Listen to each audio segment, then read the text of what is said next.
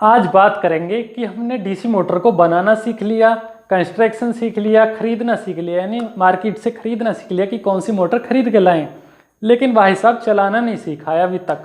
आज सिखाएंगे आपको उसको चलाना। आपने देखा होगा आपके घर में जो पंखा लगा रहता है उसके लिए आपके इलेक्ट्रिक बोर्ड पर एक पहिया सा लगा रहता है, यानी सर्कल सा लगा रहता है। इस तरीके से घुमाते हो तो स्पीड बढ़ने लगती है, घटने लगती है। उसको बोलते हैं रियोस्टेट। रियोस्टेट मतलब एक वेरिएबल रेसिस्टेंस का काम करता है। रेसिस्टेंस बढ़ाओगे तो क्या होगा, स्पीड में बदलाव आता है, उसकी स्पीड में बदलाव आता है, कम होती है ज़्यादा होती है बढ़ाने और घटाने से। ठीक है, तो उसी चीज़ का यूज़ करके आज हम मोटर को कंट्रोल करना सीखेंगे। तो आज का टॉपिक क्या है हमारा, speed control of DC motor. भाई मोटर लगा तो दिए, लेकिन हमें ऐसा तो है नहीं कि ऐसे ही लगा दिए देसी पने से। कहीं उसकी स्पीड कम रखनी होती है, कहीं ज़्यादा रखनी होती है, बंद करना होता है अचानक से इंडस्ट्रीज के अंदर, यानी कंपनीज में अचानक से उसको स्लो डाउन करना होता है, तो उसके लिए लगाए जाते हैं स्पीड कंट्रोल मेथड। ठीक है, तो उसी चीज़ को हम स्टडी करेंगे। सीरीज मोटर के लिए अलग और शंट मोटर के लिए अलग। ठीक है, सबके लिए अलग अलग तरीके से होता है। पहला होता है फ्लक्स कंट्रोल मेथड अगर सीरीज मोटर की बात की जाए, और दूसरा होता है आर्मेचर कंट्रोल मेथड। तो फ्लक्स कंट्रोल मेथड मतलब स्टेटर वाले पार्ट पे अगर कंट्रोलिंग करना है, या तो स्टेटर में कुछ बदलाव कर लो, स्टेटर की वाइंडिंग में, तब कंट्रोल हो सकती है मोटर, या आर्मेचर की वाइंडिंग में कुछ बदलाव कर लो तब मोटर कंट्रोल हो सकती है। भाई कुछ ना कुछ तो करना ही होगा। ऐसा तो नहीं है मोटर फुल स्पीड से चल रही है और उसमें धक्का रोक दोगे पकड़ के। भाई उसके इलेक्ट्रिकल वाइंडिंग्स में कुछ बदलाव करना होगा, तब जाके मोटर की स्पीड में चेंज आ सकता है, इलेक्ट्रिकल प्रॉपर्टीज में चेंज करके। ऐसा तो नहीं है मैकेनिकल ब्रेक अप्लाई करो, मैकेनिकल ब्रेक अप्लाई नहीं हो सकते हैं। ठीक है, मोटर में समझे बात। अगर बात करें शंट मोटर की, तो शंट मोटर में भी दोनों मेथड का यूज होता है, चाहे फ्लक्स कंट्रोल मेथड हो चाहे आर्मेचर कंट्रोल मेथड हो, दोनों के लिए सेम ही है, लेकिन दोनों में अलग प्रकार से यूज किया जाता है। ठीक है, अगर मैं बात करूं, किसकी बात करूं, सीरीज मोटर की, तो इसमें पैरेलल में लगाए जाते हैं रेसिस्टेंस। सीरीज में रेसिस्टेंस को पैरेलल में लगाया जाता है, पैरेलल में। और शंट मोटर में रेसिस्टेंसेस को सीरीज में लगा दिया जाता है, यानी कुछ रेसिस्टेंस लगाए जाते हैं। रियोस्टेट, रियोस्टेट का एग्जांपल है, आपके बोर्ड पर लगा होगा वो पहिया घुमाने वाला, उसी को रियोस्टेट बोलते हैं। शंट मोटर के लिए वो लगाया जाएगा कहाँ, सीरीज में। याद रखना रियोस्टेट चाहे फ्लक्स कंट्रोल यानी चाहे स्टेटर पे लगे चाहे आर्मेचर पे लगे, लगेगा सीरीज में ही, ये आपको याद रखना है। बात होगी अगर सीरीज मोटर की, तो रियोस्टेट चाहे आप स्टेटर वाले पार्ट पे लगाओ चाहे आप आर्मेचर वाले पार्ट पे लगाओ, लगेगा पैरेलल में ही। पैरेलल और सीरीज आप अच्छे से जानते ही हैं, बच्चे तो हैं नहीं, छोटी क्लासों में सीरीज और पैरेलल वाले केस समझ चुके हैं आप। ठीक है, कैसे, मान लीजिए स्टेटर वाइंडिंग है, ये क्या है, स्टेटर की वाइंडिंग। अगर इसके सीरीज में लगा, पैरेलल में मैं एक रियोस्टेट लगा दूंगा, रियोस्टेट को पैरेलल में लगा दूंगा, तो इस तरीके से ये होता है पैरेलल सीरीज मोटर के लिए। अगर शंट मोटर में लगाना है तो वाइंडिंग के सीरीज में लगा देंगे इस तरीके से। ठीक है, तो यहां से आपको पता चला कि हमने कुछ ऐसा लगाना होता है, चाहे वो स्टेटर वाली वाइंडिंग में लगाएं चाहे आर्मेचर वाली वाइंडिंग में लगाएं, ताकि मोटर कंट्रोल हो सके। और हमने लगाने का तरीका सीखा, अगर शंट मोटर में लगाएंगे तो सीरीज में लगाना होगा, और सीरीज मोटर में लगाएंगे तो पैरेलल में लगाना होगा। तो अब यहां से आपके माइंड में हल्की हल्की बात आ रही होगी, अरे पैरेलल में तो जब दो रेसिस्टेंस पैरेलल में होते हैं, रेसिस्टेंस का हाफ हो जाता था सर। अगर कोई 2-2 ओम के दो रेसिस्टेंस पैरेलल में हैं, यानी 2-2 ओम के दो रेसिस्टेंस पैरेलल में होते थे, यानी 2 ओम और 2 ओम, तो 1 ओम ही बचता था सर। पैरेलल में रेसिस्टेंस कम हो जाता है और सीरीज में बढ़ जाता है। अच्छा, कुछ ऐसा ही करना होगा, रेसिस्टेंस को घटाना बढ़ाना है तो करंट में बदलाव आएगा। तो करंट में कैसे बदलाव आएगा, एक फॉर्मूला आपने पढ़ा होगा, N is directly proportional to Eb upon phi. इस वाले फाई में बदलाव लाना है, फाई बढ़ेगा तो स्पीड घटेगी, फाई घटेगा तो स्पीड बढ़ेगी। बस यही तो करना है हमें, करना क्या है। तो यहाँ से सारा नोट डाउन कर लो और फिर आगे बढ़ते हैं। अब सीखेंगे कि फ्लक्स कंट्रोल मेथड का यूज़ कैसे होता है, आर्मेचर कंट्रोल मेथड का यूज़ कैसे होता है किसी भी मोटर में। ठीक है, तो यहाँ से इसको नोट डाउन करें और फिर आगे बढ़ते हैं। ठीक,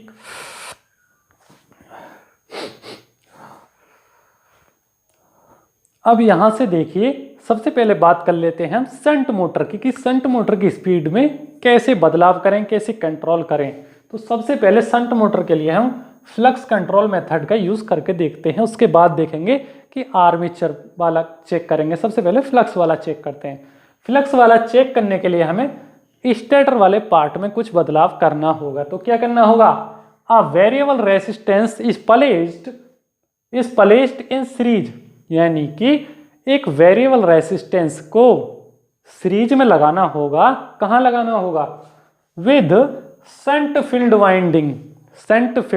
वाइंडिंग के सीरीज में लगाना होगा। तो कैसे लगाएंगे,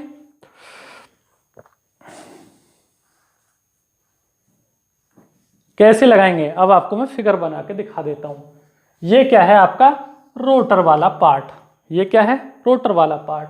इसी के साथ में एक शंट वाइंडिंग आपको सिखाया था, शंट वाइंडिंग लगी होती थी ना, और ये लोड के लिए वायर चले जाते हैं, यानी कि ये इस तरीके से, ये वाले प्लस और माइनस के तार हो गए मोटर के। तो क्या करना होगा, ये जो शंट वाइंडिंग है इसी के साथ एक डायवर्टर कनेक्ट कर देंगे। डायवर्टर बोलो चाहे रियोस्टेट बोलो, बात एक ही है। इसी के सीरीज में एक रियोस्टेट कनेक्ट कर देंगे, सीरीज में एक रियोस्टेट, यानी अ वेरिएबल रेसिस्टेंस का ही दूसरा नाम क्या होता है, रियोस्टेट। और रियोस्टेट का एग्जांपल होता है आपके बोर्ड में वो लगा हुआ घूमने वाला, ठीक है, रियोस्टेट। इस प्लेस्ड इन सीरीज, भाई सीरीज में तो लग रहा है, ये जो शंट वाइंडिंग है इसके सीरीज में लगाना है। अब रेसिस्टेंस में बदलाव करके उसकी स्पीड को बढ़ाएंगे, ठीक है, उसकी स्पीड को बढ़ाएंगे, यानी कि स्पीड कैसे बढ़ेगी, बैक ईएमएफ में बदलाव करेंगे। बैक ईएमएफ कैसे, N is directly proportional to Eb upon phi. Back EMF को हाई कर देंगे मोटर का तो ऑब्वियसली स्पीड बढ़ जाएगी।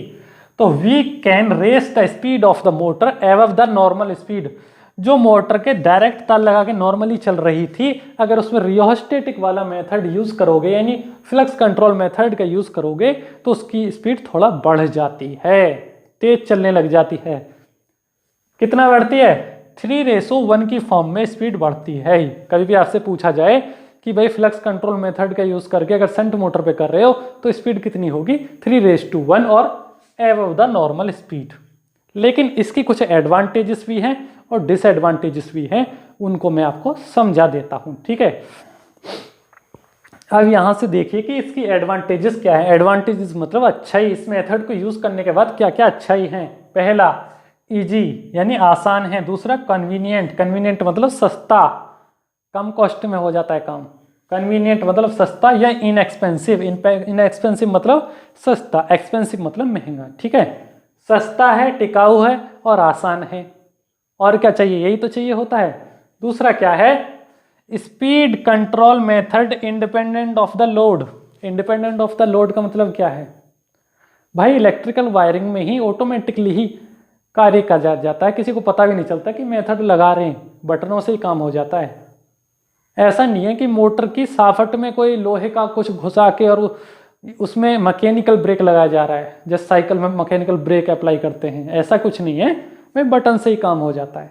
देखा होगा आपने स्टार्टर में, उसी को बोलते हैं फ्लक्स कंट्रोल मेथड। उसकी वायरिंग में ही आपको पता भी नहीं चलेगा, वायरिंग में ही सब कुछ होता है, स्टार्टर इसलिए लगाया जाता है। ये तो होगी उसकी एडवांटेजेस। अच्छाइयाँ, बुराइयाँ भी सुन लो भाई, किसी भी चीज़ की अच्छाइयाँ भी होती हैं, बुराइयाँ भी होती हैं। जैसे मैं ही पढ़ा रहा हूँ तो मेरी कुछ अच्छाइयाँ भी हैं, अच्छा भी पढ़ाता हूँ, लेकिन उसमें ही मेरी कुछ बुराइयाँ भी हो सकती हैं, सभी की होती हैं वो तो, चाहे कोई भी कितना भी अच्छा इंसान हो, ठीक है। तो डिसएडवांटेजेस की बात करें तो डिसएडवांटेज क्या है इसकी, only speed higher than normal speed.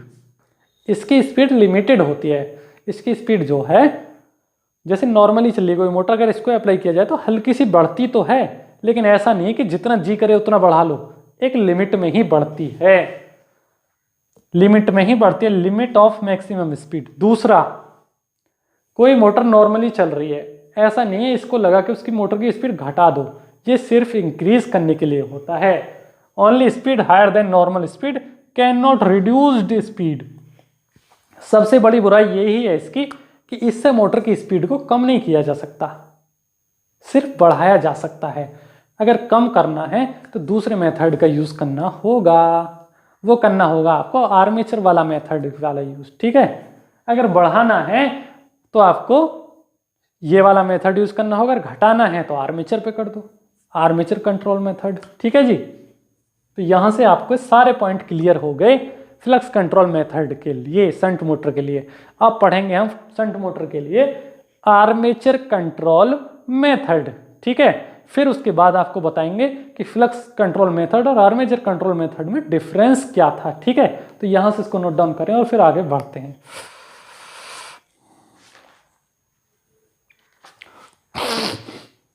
अब यहां से देखिए, आप मोटर को आपने तेज करना तो सीख लिया, यानी उसकी स्पीड बढ़ाना तो सीख लिया, किसमें?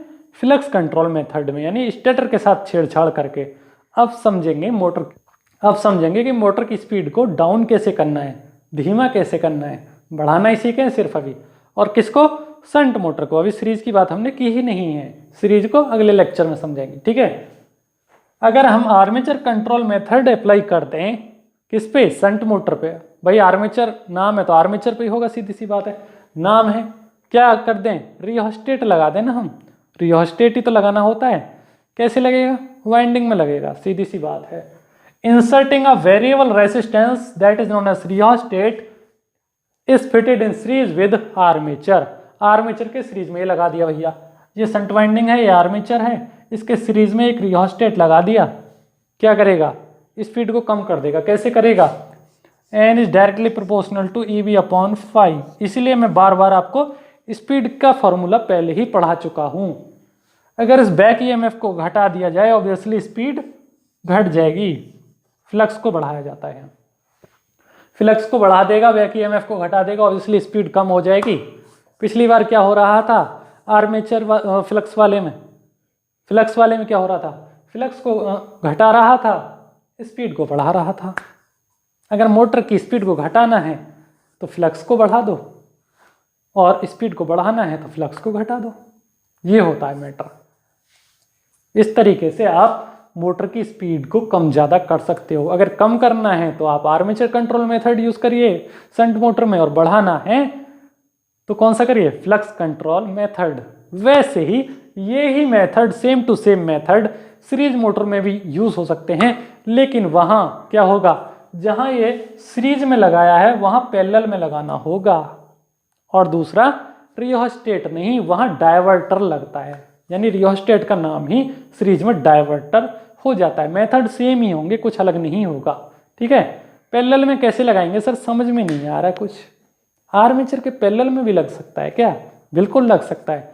सीरीज में कैसे लगाएंगे? मान लीजिए ये है आर्मेचर, इसके सीरीज में कौन सी वाइंडिंग है? Field winding. ऐसी तो होती है सीरीज मोटर के लिए।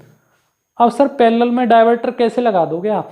अरे भैया, आर्मेचर के पैरेलल में लगाना है तो ये लग गया डायवर्टर, पैरेलल में लगा दिया, कोई नई बात तो है नहीं।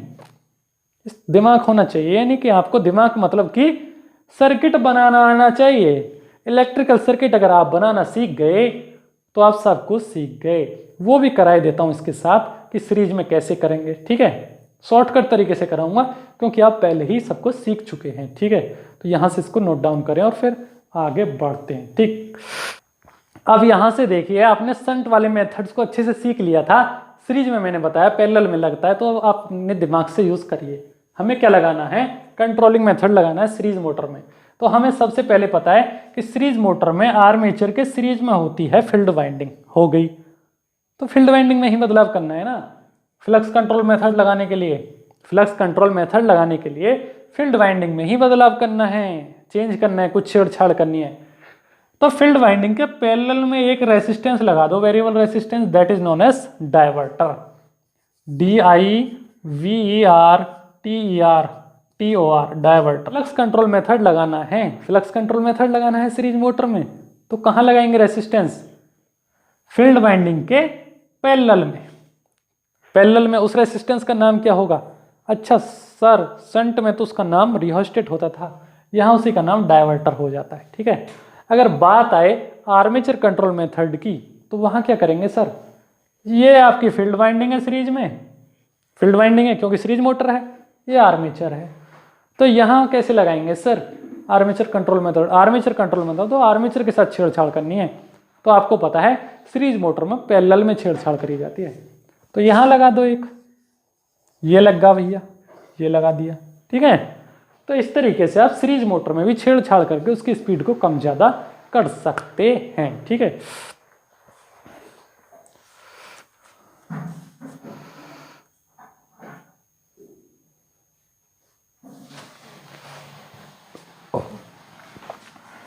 तो thank you so much for watching this lecture. See you again tomorrow with DC motor characteristics. उसको भी बहुत ही शॉर्टकट तरीके से कराऊंगा, 5 से 10 मिनट में खत्म कर दूंगा सारा कुछ। तो यहाँ से इस चैप्टर को अच्छे से समझें, ये चैप्टर आपका समाप्त हो चुका है, एक लेक्चर और बाकी है इसमें। तो thank you so much again for watching this lecture. See you again tomorrow. Channel को लाइक करें, शेयर करें, सब्सक्राइब करें, और अच्छा लगे तो अपने दोस्तों को भी शेयर करें, ताकि ये इजी लैंग्वेज और इजी टॉपिक का जो लेक्चर मैं करा रहा हूँ, इससे आसान भाषा में आपको इंजीनियरिंग की दुनिया में कोई भी नहीं समझाएगा। मैं बहुत ही आसान तरीके से, क्योंकि मैंने भी अपना इंजीनियरिंग अभी 2 साल पहले ही कंप्लीट किया है, मैं भी स्टडी करता था, इसलिए मुझे सारे पॉइंट्स अच्छे से याद हैं, मैंने कैसे स्टडी किया, कैसे एग्ज़ाम देता था, इसलिए मैं आपको आसान भाषा में समझा पा रहा हूँ। ठीक है, तो thank you so much again.